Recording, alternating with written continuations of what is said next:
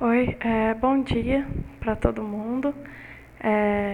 Eu estou gravando aqui a aula da medida de distância de ângulos e depois eu vou gravar também o cálculo da poligonal fechada, certo?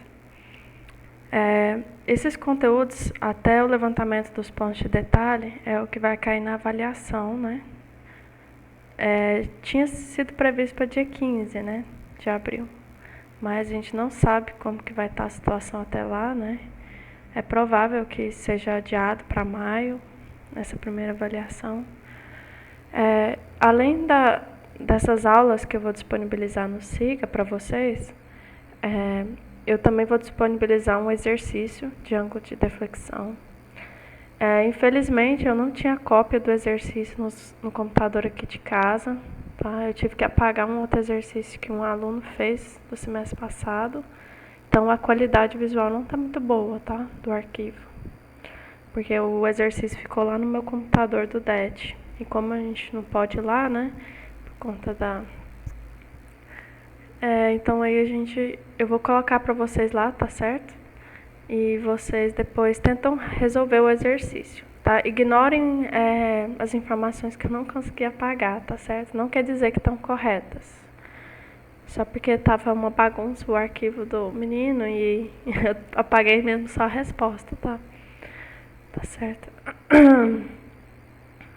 Então aqui a gente vai falar de grandezas lineares. Eu comecei a falar isso na aula passada, né? E pessoalmente, mas a gente também estava sem energia naquele dia, tá? Então vou mostrar os slides aqui para vocês.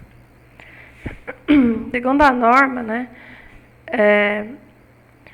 O levantamento topográfico são métodos e processos que, através de medições de ângulos horizontais e verticais, de distâncias horizontais, verticais inclinadas, dependendo da exatidão que a gente quer, né, ou seja, qual a classe de levantamento que eu quero fazer, nós podemos tanto implantar e materializar pontos de apoio no terreno, né, e determinar para esses pontos de apoio as coordenadas topográficas.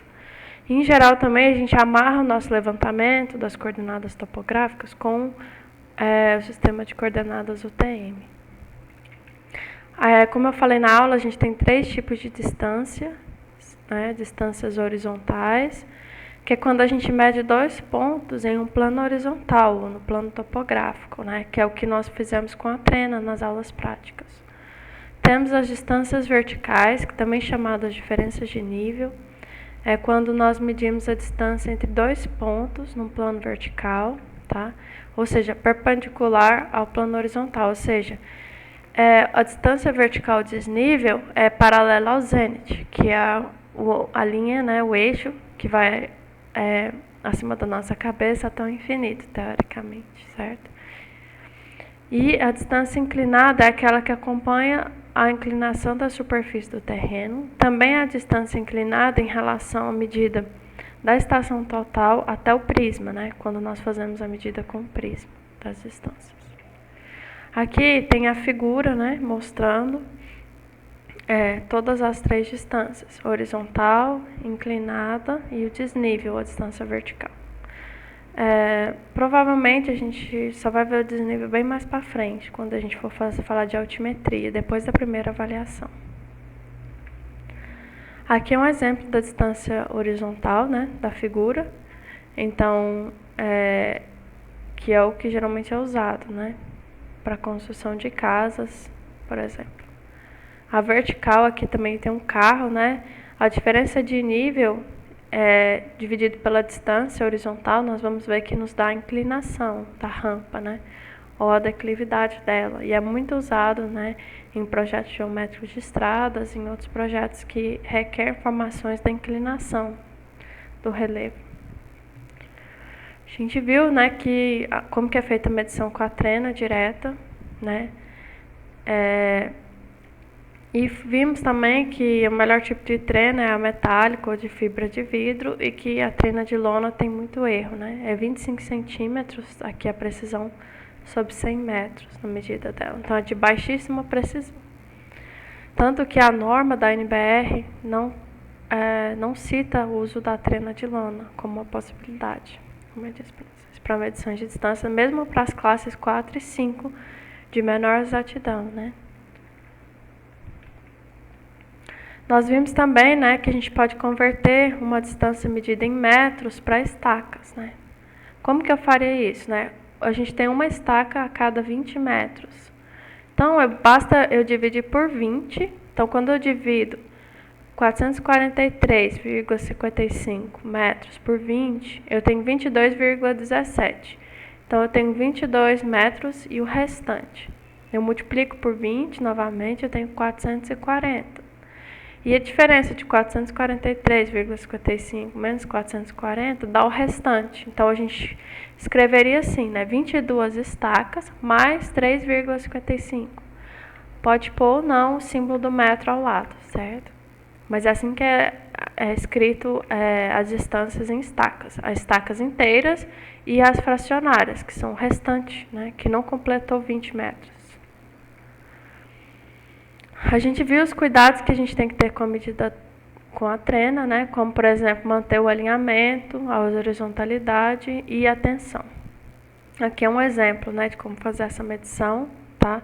Então, a gente tem pessoas intermediárias, né, no alinhamento e alguma verificando se essa pessoa está ou não dentro do alinhamento, como mostrado nessa figura aqui, tá? E a pessoa que fica na estação orienta a outra que está no ponto intermediário a mexer para a esquerda ou para a direita, de forma que essa fique dentro do alinhamento. Em levantamentos mais profissionais, a gente coloca fichas, né, que são como se fossem preguinhos metálicos, né, a cada 20 metros, e depois você sai contando as fichas. Isso para você não perder o número de lances, né? Vamos supor que eu estivesse trabalhando com uma distância de mais de 1 quilômetro. Né, e fosse medir a cada 20 metros, eu teria mais do que 1 ou 2 lances, né, ou 1 ou 2 medidas de estacas. Então, eu teria que colocar essas fichas para me saber a medida exata e poder contar depois, tá, do levantamento. Um outro problema, né, na medida da distância é a falta de alinhamento, né, em relação ao plano horizontal. Quando os pontos A e B são medidos e tem uma variação do relevo muito grande, tipo o ponto B está muito inclinado para cima ou para baixo, né, o relevo, e a gente tem que fazer ajustes na medida com a trena para poder realmente estar trabalhando no plano horizontal e não com a trena inclinada, como está mostrado aí na figura do slide.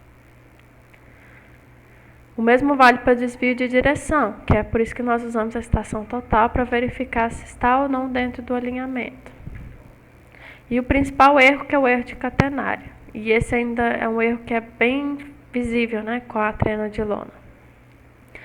Que a força da gravidade age sobre a lona, né, no caso a trena de lona, e ela inclina para baixo com o próprio peso, né? Então aí forma essa barriguinha, que é chamada de catenário, tá? Em trabalhos de maior precisão é necessário você corrigir essa erro de catenário usando a equação aí ao lado. No caso, vocês não precisam, tá? O que você levar em conta é a diferença, né, entre a trena esticada e ela com essa barriguinha, o comprimento, né, total da trena, e o peso, né, você usa, na verdade, uma trena de, uma de corrente, né, para poder fazer essa medida, certo? Hoje em dia a gente não faz muito isso, por quê? Porque nós temos as medidas eletrônicas de distância. Então, quando a gente quer maior precisão, nós utilizamos elas. E outro erro, né, na medida com a trena é o erro de verticalidade, que nós vimos. Tá? É a inclinação para frente ou para trás. Isso acontece muito da baliza por conta do aluno intermediário ou da ponta ficar puxando demais a trena para garantir que ela fique reta, né? E isso acaba inclinando com a força para frente ou para trás e acarreta em erro. Aqui resume nesse slide, todos eles. E as medidas indiretas, né? Que são a estadimetria e as medidas eletrônicas, certo? Lembrando que para a estadimetria nós utilizamos o teodolito e a mira, tá? Nós não vamos falar da mira, né, que é uma régua graduada que vai até 4 metros de altura, certo? Nesse momento. Nós vamos ver isso quando formos ver a altimetria, certo? Mas aqui são exemplos de teodolitos. Teodolitos mecânicos, ópticos e digitais. Basicamente, os teodolitos só nos dão medidas dos ângulos, certo? Ângulo horizontal e vertical. E aí, pela relação da luneta dos fios estadimétricos superior, médio e inferior, né? Utilizando essa equação aí desse slide, nós calculamos a distância de forma indireta. Quando formos ver nivelamento trigonométrico, eu vou mostrar para vocês como é derivada dessas equações e como calcular a distância de forma indireta. Tá? Que é basicamente essas equações aqui, desses slides. Nós não vamos se deter isso agora, tá certo? E aqui a gente tem as medidas eletrônicas de distância, né? Que é quando nós enviamos, né, por meio de um equipamento como uma estação total ou um distanciômetro, uma onda eletromagnética nos comprimentos visível ou infravermelho, tá? E essa onda ela bate no centro de um prisma e retorna, tá? Que são vários modelos de estações totais e prisma. O prisma basicamente é um espelho, né? Então nós colocamos aqui, tem dois exemplos de como a luz interage com ou sem a presença do espelho. Quando a gente não tem um espelho, né, pode ser que a estação total nos dê uma medida, porque ela vai bater a onda eletromagnética e retornar. O que acontece é que é um espalhamento dessa radiação, né, e isso acarreta em medidas erradas das distâncias, do tempo de retorno, da fase, né, da detecção das diferenças de fase da onda eletromagnética. Quando bate no prisma, a gente tem o que? A luz coerente, né, como vocês podem ver nas figuras abaixo. Isso a gente consegue, então, medir as distâncias utilizando as equações de diferenças de fase ou de tempo. Então, inicialmente, né, o princípio básico, né, de medida era que nós enviamos uma onda eletromagnética, ela bate no prisma e retorna. Então, a distância dessa forma é calculada como sendo o tempo, a diferença de tempo de ida e volta, vezes a velocidade da luz, né, que é 300 mil km por segundo, dividido por 2. O que acontece? Que um erro de 1 nanosegundo, que é 10 a menos 9 no tempo, pode acarretar em um erro de 15 centímetros nas medidas de distância. Tá? Então é por isso que a gente não utiliza muito o método do pulso para determinação da distância. E sim, nós utilizamos esse outro método aqui, né? Então esse aqui é o método, né, do pulso. E ele faz para a gente ter uma pressão de 1 centímetro, a gente teria que medir o tempo, né, de 10 a menos 11 segundos. Então a gente teria que ter um medidor de tempo, um relógio bem preciso, o que não acontece na maioria dos casos, né? Então a imprecisão dos cronômetros, né, fez com que tivesse uma outra alternativa, né, para determinar a distância utilizando a diferença de fase entre o sinal emitido e o sinal recebido do refletor, tá?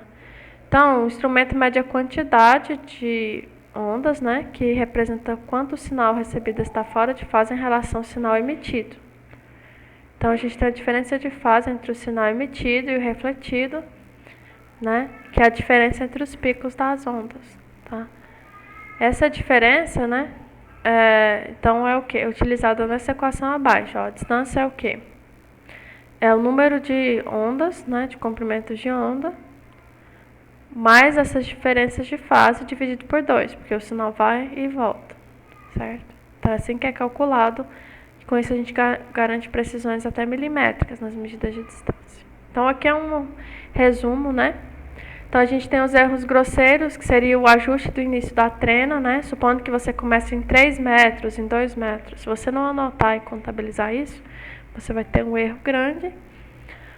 O engano no número de trenadas ou de estacas, né? Como nós não colocamos fichas, né? Vocês podem ter erros nessas medidas e anotações incorretas.